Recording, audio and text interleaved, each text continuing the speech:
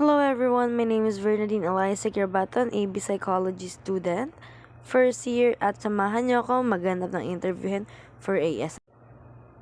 At nandito na ako sa mall para maghanap ng small token na ibibigay natin para mamaya sa ating interviewee. So, let's get it on!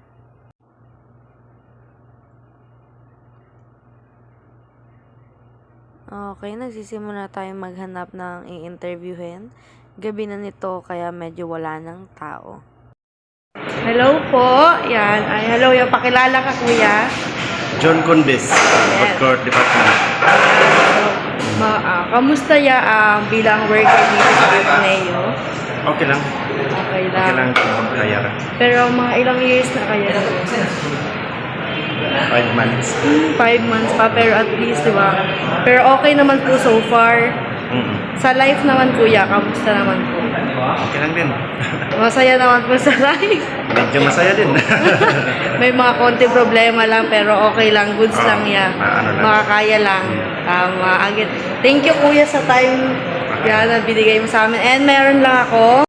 Meron lang ako small token para kay kuya sa pagpahig sa pag-video ng for ASF purposes. Again, thank you, kuya. Salamat po. Thank you so much. Hindi ko na masyadong ginulo si kuya dahil pagdating ko sa cafeteria, nakita ko kung gaano siya kabisi habang nag-a-arrange siya mga lamesa at upuan at may hinihintay din siyang mga katrabaho niya.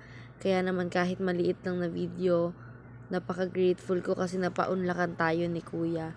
At overall, sa nangyaring interview natin sa isa sa mga head sa cafeteria, napakasaya ng puso ko na malaman kung kamusta na nga ba sila sa kanilang bawat buhay.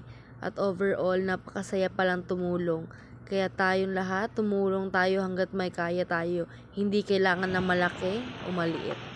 Ang importante ay magtulungan. Ayun lamang po. Paalam!